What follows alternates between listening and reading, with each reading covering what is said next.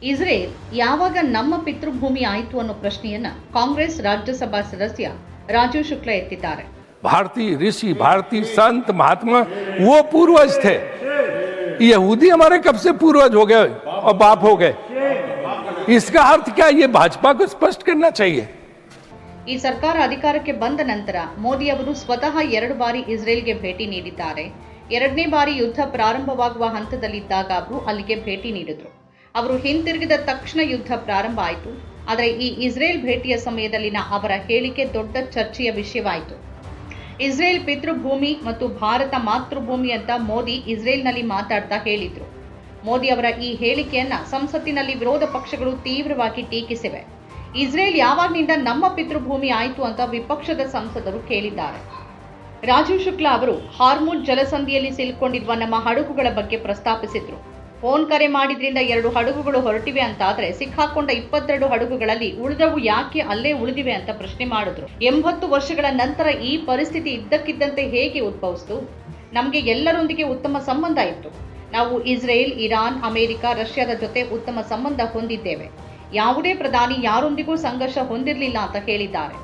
ನಮ್ಮ ನೀತಿ ಅಂದ್ರೆ ನಾವು ಎಲ್ಲರೊಂದಿಗೆ ಸ್ನೇಹಿತರಾಗಿದ್ದೇವೆ, ಯಾರೊಂದಿಗೂ ಸಂಘರ್ಷ ಇಲ್ಲ. ಈಗಿದು ಹೊಸದಾಗಿ ಶುರುವಾಗಿದೆ. ಇದರಲ್ಲಿ ನಾವು ನಮ್ಮ ಈ ಹಿಂದಿನ ವಿದೇಶಾಂಗ ನೀತಿಯನ್ನ ಸಂಪೂರ್ಣವಾಗಿ ಹಿಂದೆ ಸರಿಸಿದ್ದೇವೆ ಅಂತ ಹೇಳಿದ್ದಾರೆ. उन्होंने कहा झंडा लहराते हुए एक फोन पे जो है जहाज निकल गया, तो 2 ही शिप निकले हैं, 22 शिप अभी अटके हुए हैं. लेकिन ये सोचना पड़ेगा कि ये शिप अटके क्यों, सही है, क्यों ही अटके हैं, अभी तो देखना पड़ेगा. 80 साल बाद अचानक की नौबत कैसे आई? इतने इस देश में प्रधानमंत्री हुए, किसी के जमाने में नहीं अटके. ಈಗ ನಾವು ಇಸ್ರೇಲಿ ಬಣವನ್ನ ಸೇರಿದ್ದೇವೆ, ನಾವು ಅದರ ಗುಂಪನ್ನ ಸೇರಿದ್ದೇವೆ. ಭಾರತ ತಾಯ್ನಾಡು ಮತ್ತು ಇಸ್ರೇಲ್ ಪಿತೃಭೂಮಿ ಅಂದ್ರೆ ಏನು ಅಂತ ಅಮೆರಿಕದಲ್ಲಿರುವ ಭಾರತೀಯರಿಗೂ ಅರ್ಥವಾಗ್ತಿಲ್ಲ ಅಂತ ಶುಕ್ಲಾ ಹೇಳಿದ್ದಾರೆ. और अन्य कोई प्रधानमंत्री, किसी का कोई झगड़ा किसी से था?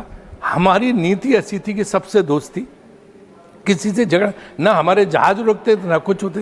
अब ये एक नया शुरू हुआ कि हमने वो विदेश नीति पूरी तरह से उलट दी. अब हम ऐसे चले गए कि हम बिल्कुल जो है इजराइल के ब्लॉक में शामिल हो गए, उसके गुट में शामिल हो गए. और जो है वो सबीर भाटिया, जिसका हॉटमेल होता है तो बहुत बड़ा आईटी का है अमेरिका को, उसने एक लाइन लिखी ट्वीट में अपने कि I am still not able to understand what does it mean that India is a motherland and Israel is a fatherland. इसका मतलब क्या है, वो अमेरिका में बैठे भारतीयों को नहीं समझ में आ रहा. ವಿಜೇಂದ್ರ ಸಿಂಗ್ ಬಿಜೆಪಿ ಲೋಕಸಭಾ ಸದಸ್ಯರು, ಅವರು ಈಗ ಬಿಜೆಪಿಯಲ್ಲಿ ಇಲ್ಲ. ಅವರು ಹರಿಯಾಣದಲ್ಲಿ ಭಾಷಣ ಮಾಡಿದ್ರು. ನೀವು ಆ ಭಾಷಣವನ್ನ ಕೇಳಿದ್ದೀರಿ. ಅದು ಸಾಮಾಜಿಕ ಮಾಧ್ಯಮದಲ್ಲಿ ವೈರಲ್ ಆಗಿದೆ. ಗ್ರಾಮಸ್ಥರ ದೊಡ್ಡ ಸಭೆಯಲ್ಲಿ ಅವರು ಹೇಳಿದ್ರು, ಸಹೋದರ, ಇದರರ್ಥ ಬಾಪು ನಿಮ್ಮ ಇಸ್ರೇಲ್, ನಾವು ಮಾತೃಭೂಮಿ, ತಾಯಿ ಶಕ್ತಿ ಮತ್ತು ಬಾಪು ಇಸ್ರೇಲ್. ಯಹೂದಿಗಳು ಯಾವಾಗಿಂದ ನಮ್ಮ ಪೂರ್ವಜರಾದರು? ಭಾರತೀಯ ಋಷಿಗಳು, ಭಾರತೀಯ ಸಂತರು, ಮಹಾತ್ಮರು ಮತ್ತು ಪೂರ್ವಜರು. ಯಹೂದಿಗಳು ನಮ್ಮ ಪೂರ್ವಜರು ಮತ್ತು ಪಿತೃಗಳಾಗಿದ್ದು ಯಾವಾಗಿನಿಂದ ಅಂತ ಕೇಳಿದ್ದಾರೆ. ಬಿಜೆಪಿ ಯಹೂದಿಗಳನ್ನ ತಮ್ಮ ಪೂರ್ವಜರು ಅಂತ ಪರಿಗಣಿಸಿದ್ರೆ ಅವರಿದನ್ನ ಸ್ಪಷ್ಟಪಡಿಸಬೇಕು ಅಂತ ಶುಕ್ಲಾ ಒತ್ತಾಯಿಸಿದ್ದಾರೆ. और विजेंद्र सिंह, आपके लोकसभा बीजेपी में लोकसभा सदस्य विजेंद्र सिंह जी, अब नहीं है बीजेपी में, उनका हरियाणा में भाषण हुआ अभी. वो भाषण आपने सुना, वो सब सोशल मीडिया पर बहुत वायरल है. उन्होंने गांव के लोगों की सभा थी बहुत बड़ी, उसमें कहा कि भाई इसका मतलब ये हुआ कि बापू तेरा इजराइल है, मदरलैंड मातृ शक्ति तो हमें, और बापू इजराइल. ये यहूदी हमारे कब से पूर्वज हो गए. हम बस 2 कुटुंब के व्यक्ति थे, हम सबके पूर्वजों पुरखे थे. भारतीय ऋषि, भारतीय संत, महात्मा वो पूर्वज थे. यहूदी हमारे कब से पूर्वज हो गए और बाप हो गए. इसका अर्थ क्या, ये भाजपा को स्पष्ट करना चाहिए.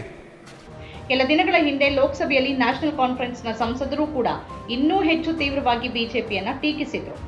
ಇಸ್ರೇಲ್ ನಿಮ್ಮ ಪಿತೃಭೂಮಿ, ನಮ್ಮದಲ್ಲ ಅಂತ ಆಗಾ ಸೈಯದ್ ರುಹುಲ್ಲಾ ಮೆಹದಿ ಹೇಳಿದ್ರು.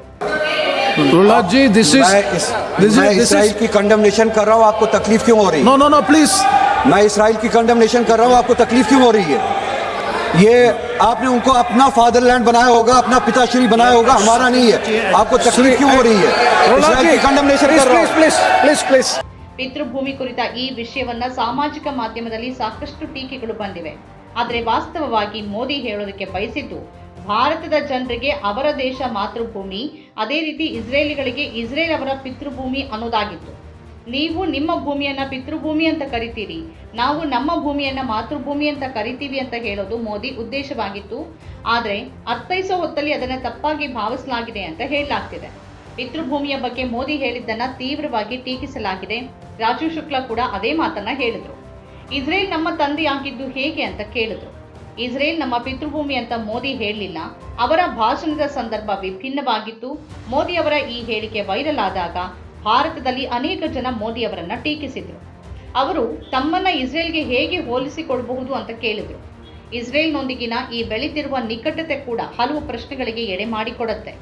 ಮೋದಿ 2ನೇ ಬಾರಿಗೆ ಅಲ್ಲಿಗೆ ಹೋದ್ರು, ಭಾಷಣ ಮಾಡಿದ್ರು, ಮತ್ತವರಿಗೆ ಹಿಂದೆಂದೂ ಅಸ್ತಿತ್ವದಲ್ಲಿರದ ಪ್ರಶಸ್ತಿಯನ್ನು ನೀಡಿ ಗೌರವಿಸಲಾಯಿತು. ವಿಶ್ಲೇಷಣೆಗಳ ಪ್ರಕಾರ ನಾವು ಇಸ್ರೇಲ್ನಿಂದ ರಾಜತಾಂತ್ರಿಕ ಸಹಾಯ ಪಡೆದಿರುವ ಸಾಧ್ಯತೆ ಇದೆ, ಅಥವಾ ನಮ್ಮ ಭದ್ರತಾ ಸಂಸ್ಥೆಗಳು ಅಥವಾ ಗುಪ್ತಚರ ಸಂಸ್ಥೆಗಳು ಅಂತಹ ಸಹಾಯವನ್ನು ಪಡೆದಿರಬಹುದು. ಅದನ್ನು ಬಹಿರಂಗಪಡಿಸೋಕ್ಕಾಗೋದಿಲ್ಲ. ರಾಷ್ಟ್ರೀಯ ಹಿತಾಸಕ್ತಿಯ ವಿಷಯ ಅಂತ ಹೇಳಲಾಗುತ್ತೆ. ಇಸ್ರೇಲ್ ಮತ್ತು ಭಾರತ ಎಂದಿಗೂ ಉತ್ತಮ ಸಾಂಸ್ಕೃತಿಕ ಸಂಬಂಧಗಳನ್ನು ಹೊಂದಿಲ್ಲ. ಇರಾನ್ ಜೊತೆ ಅಂತಹ ಸಂಬಂಧ ನಮಗಿದೆ. ಅದು ವಿಶ್ವದ ಅತ್ಯಂತ ಹಳೆಯ ನಾಗರಿಕತೆ. ರಷ್ಯಾ ಮತ್ತು ಭಾರತ ಯಾವಾಗಲೂ ನಿಕಟ ಸಂಬಂಧಗಳನ್ನು ಹೊಂದಿವೆ. ನಮಗೆ ಇರಾನ್ ಜೊತೆ ಶತಮಾನಗಳಷ್ಟು ಹಳೆಯ ಸಂಬಂಧ ಇದೆ. ಆದರೆ ಈಗ ನಾವು ಇಸ್ರೇಲ್ ಜೊತೆ ಸಂಬಂಧ ಬೆಳೆಸ್ಕೊಳ್ತಿದ್ದೇವೆ. ಆದರೆ ಅದು ಇರಾನ್ ಜೊತೆಗಿನಷ್ಟು ಸಾವಯವವಾಗಿಲ್ಲ. ನಮ್ಮ ದೇಶ ವಿಶ್ವದ 2ನೇ ಅತಿದೊಡ್ಡ ಮುಸ್ಲಿಂ ಜನಸಂಖ್ಯೆಯನ್ನು ಹೊಂದಿದೆ. ಹಿಂದಿನ ಎಲ್ಲ ಪ್ರಧಾನಮಂತ್ರಿಗಳು ಇಸ್ರೇಲ್ ಜೊತೆ ಸಂಬಂಧ ಉಳಿಸಿಕೊಂಡು ಅಂತರ ಕಾಯ್ದುಕೊಳ್ಳೋಕೆ ಇದು ಒಂದು ದೊಡ್ಡ ಕಾರಣ. ಆದರೆ ಬಿಜೆಪಿ ಆಡಳಿತದಲ್ಲಿ ಈಗ ಆ ಅಂತರ ಕೊನೆಗೊಂಡಿದೆ. ನಮ್ಮ ಕಾರ್ಯಕ್ರಮಗಳನ್ನು ನೀವು ನೋಡ್ತಾ ಇದ್ರೆ ನಮ್ಮ ಚಾನೆಲ್ ಅನ್ನ ಸಬ್ಸ್ಕ್ರೈಬ್ ಮಾಡಿ, ಪಕ್ಕದ ಬೆಲ್ ಐಕಾನ್ ಒತ್ತಿ ನಮ್ಮನ್ನ ಬೆಂಬಲಿಸಿ. ಹಾಗೆ ನಮ್ಮ ಕಾರ್ಯಕ್ರಮಗಳನ್ನ ಲೈಕ್ ಮಾಡಿ, ಕಮೆಂಟ್ ಮಾಡಿ, ಅದನ್ನ ಬೇರೆಯವರಿಗೂ ವಾಟ್ಸ್ಆಪ್ ಮೂಲಕ ಶೇರ್ ಮಾಡಿ. ನೀವು ಹೀಗೆ ಮಾಡಿದಾಗ ನಮ್ಮ ಚಾನೆಲ್ ಇನ್ನಷ್ಟು ಮತ್ತಷ್ಟು ಜನರಿಗೆ ತಲುಪಲು ನೀವು ನಮ್ಮೊಂದಿಗೆ ಸಹಕರಿಸಿದ ಹಾಗಾಗುತ್ತೆ. ಇದು ನೀವು ಯಾವುದೇ ಖರ್ಚಿಲ್ಲದೆ ಕೆಲವೇ ಸೆಕೆಂಡುಗಳಲ್ಲಿ ನೀಡಬಹುದಾದ ಸಹಕಾರ. ಧನ್ಯವಾದಗಳು.